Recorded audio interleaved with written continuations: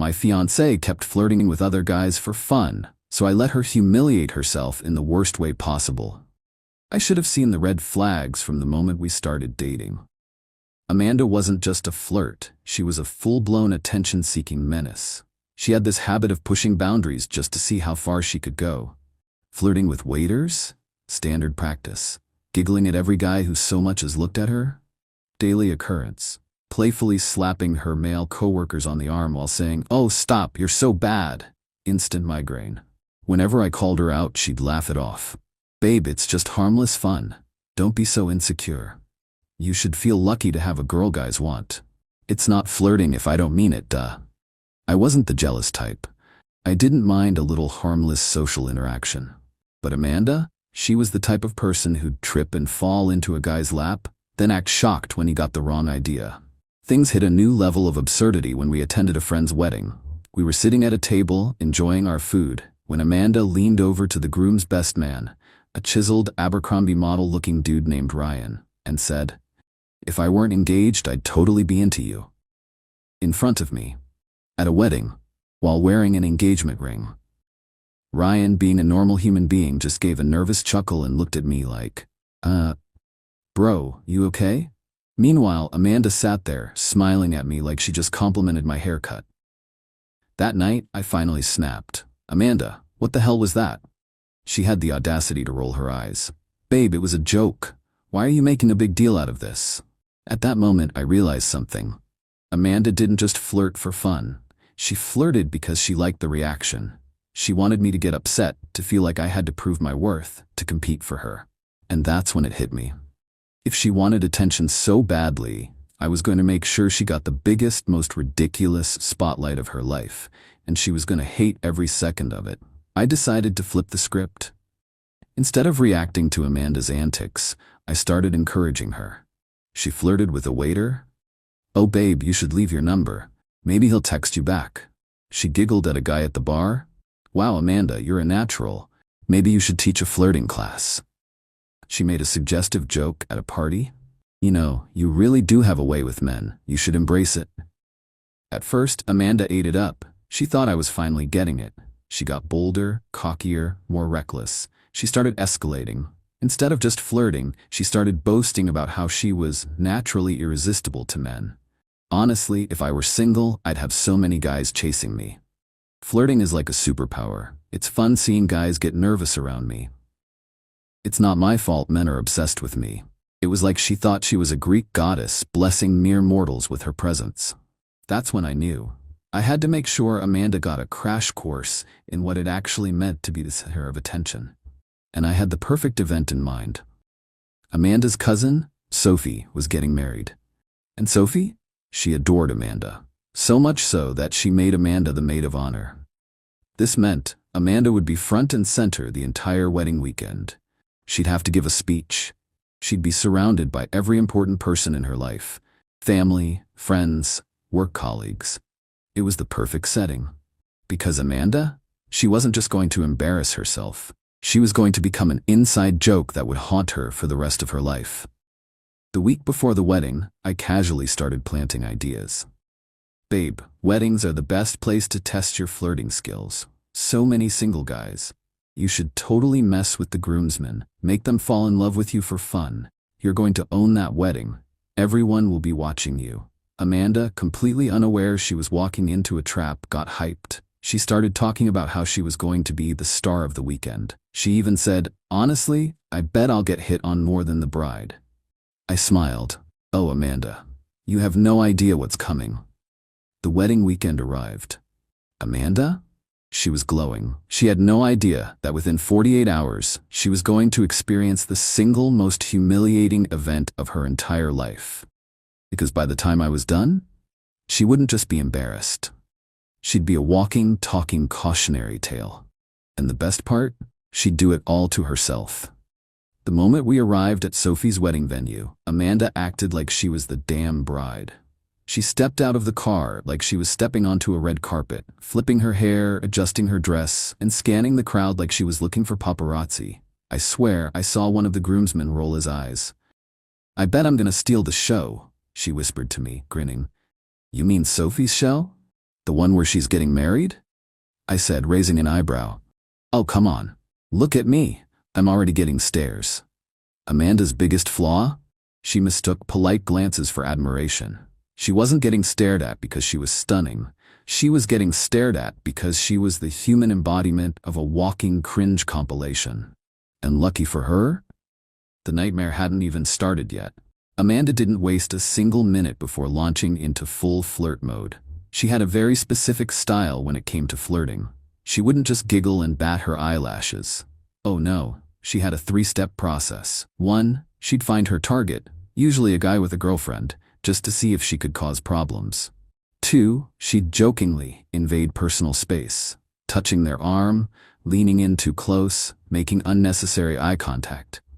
3, she'd say something so wildly inappropriate that it would leave the guy stunned into awkward silence. It took her exactly 15 minutes before she found her first victim, the groom's older brother.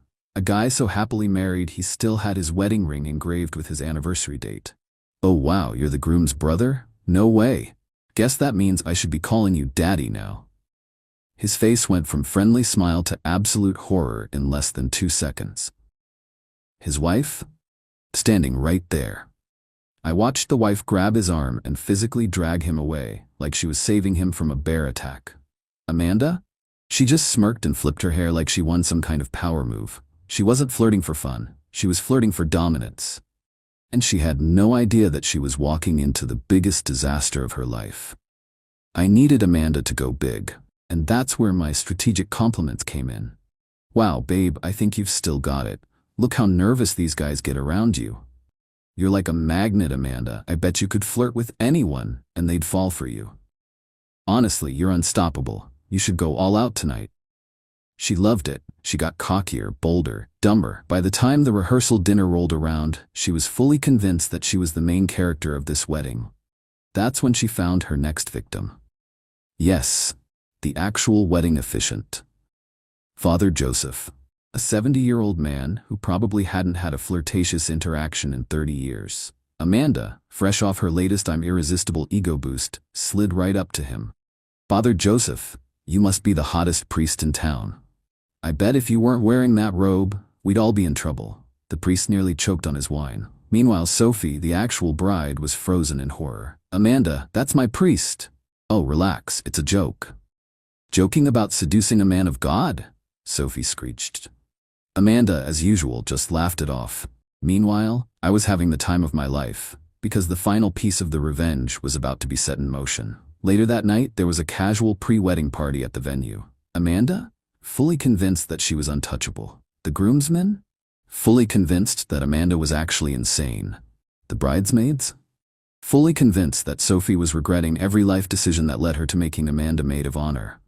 And then, Amanda made the biggest mistake of her life. She grabbed the mic. Before we celebrate Sophie's big day, I just want to say, wow, this wedding has so many handsome men. I mean, ladies, aren't we all just a little tempted? The crowd? Dead silent. Sophie? Looking like she was about to throw Amanda off a balcony. The priest? Still recovering from earlier. Amanda had set herself up for failure, and I was about to make sure she walked right into it. The moment Amanda put herself in the spotlight, she became the perfect target, because in less than 24 hours, she was about to experience a catastrophic public humiliation, the ultimate realization that she played herself. A moment so embarrassing that it would haunt her for life. If you thought flirting with the priest was bad, just wait until you hear what Amanda did on the actual wedding day. It was like she woke up and chose maximum destruction. The morning started off calm enough. Sophie was getting ready. The bridesmaids were fussing over their dresses. And Amanda? Amanda was standing in front of a full-length mirror, practicing her signature look for the wedding photos. I swear, I was meant for the spotlight. Do you think I'll get more compliments than Sophie?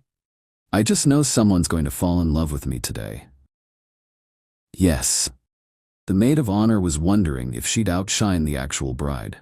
I don't know what kind of main character energy this woman was running on, but she needed to be stopped. Luckily, she was about to stop herself. Amanda decided that she was going to use this wedding to prove that she was the most desirable woman in the room. And what better way to do that than to steal the spotlight at the reception? She pulled me aside, smiling like she had just discovered fire. Babe, I just had the best idea.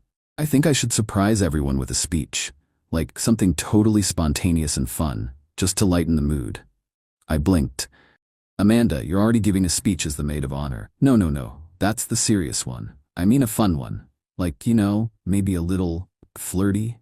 That's when I knew Amanda was going to sabotage herself, and I was going to let her. Before we even made it to the reception, Amanda was already on a roll. She winked at the best man during the vows. She accidentally leaned against the groom's father during group photos. She whispered something to a groomsman that made him physically recoil. By the time we sat down for dinner, I could see Sophie's patience running on fumes. And then, Amanda picked up the microphone. Amanda stood up, tapped the mic, and flashed her signature "I'm the star" smile. The groom's face dropped. Sophie squeezed her wine glass like she was about to snap it in half. And then, Amanda started talking. Ladies and gentlemen, I just want to take a moment to say, wow, love is so beautiful, isn't it? It's just so inspiring to see two people come together like this. So far, harmless. But then she took a turn straight into insanity.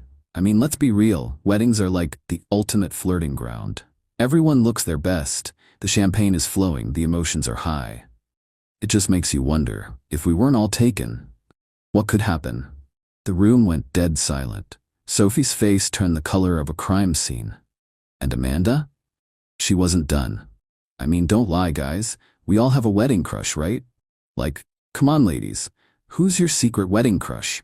The bridesmaids stared at her like she had just set a puppy on fire. I could see people shifting uncomfortably. The priest, who had barely recovered from Amanda's antics the night before, looked like he was about to start praying. Amanda, completely oblivious, laughed like she had just delivered the best joke of the night. Then she made the mistake of looking at Sophie. Step 4. Sophie finally snaps. There are 3 types of anger in the world. 1. Mild annoyance, the kind where you sigh and move on. 2. Serious anger, the kind where you have to take a deep breath before responding. 3. Wedding bride rage, a level of fury so powerful it could fuel a spaceship. Sophie? She was on level 3. She stood up so fast that her chair nearly toppled over. Amanda, sit down. Amanda blinked, still too deep in her delusion to process reality. Wait, why? I was just, sit down, before I throw you out of this wedding. Amanda froze. And then? Someone from the back of the room started slow clapping. One by one, people joined in. It started as a joke, then became a full-on ironic standing ovation. Amanda was being mocked in real time. She'd become the meme of the wedding. And the best part? She did it all to herself. Amanda, now realizing she had just humiliated herself in front of 100+ people, panicked. She tried to salvage it. I was just kidding, guys. I love Sophie and Mark. Oh my God, I'm literally joking. You guys are being dramatic. The audience? Not buying it. The groomsmen laughing into their drinks, the bridesmaids shaking their heads. And Sophie? She turned to the DJ and said, "Cut her mic." Amanda's microphone went dead. I have never seen a more defeated person in my life. Amanda sat down, looking like a child who just got put in timeout. But the damage? Already done. Because for the rest of the night, every time she tried to talk to someone, they'd smirk, they'd whisper, they'd exchange glances. She wasn't just embarrassed, she was legendary in the worst way possible. And me? I just enjoyed my champagne knowing that Amanda had just given herself the worst punishment possible. She was stuck at this wedding for the rest of the night, with no way to escape. The moment Amanda sat down after her legendary speech fail, she knew. She wasn't just embarrassed. She wasn't just humiliated. She was officially the joke of the wedding. And the best part? This joke wasn't going to die anytime soon. It started subtly. During the reception, the best man got up to give his speech.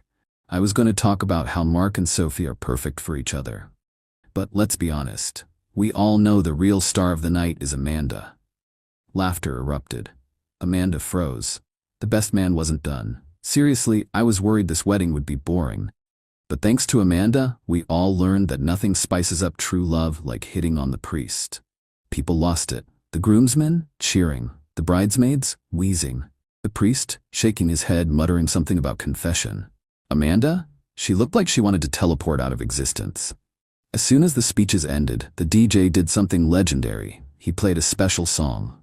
Somebody's Watching Me by Rockwell. The entire room broke into laughter again. Amanda? Dead silent. Because she knew she had become the wedding meme. And this was never going away. For the rest of the night, Amanda couldn't escape it. Anytime she tried to talk to someone, they'd smirk. A groomsman walked by and whispered, "Who's your wedding crush now?" The bride's grandma shook her head and called her shameless. The groom didn't even make eye contact.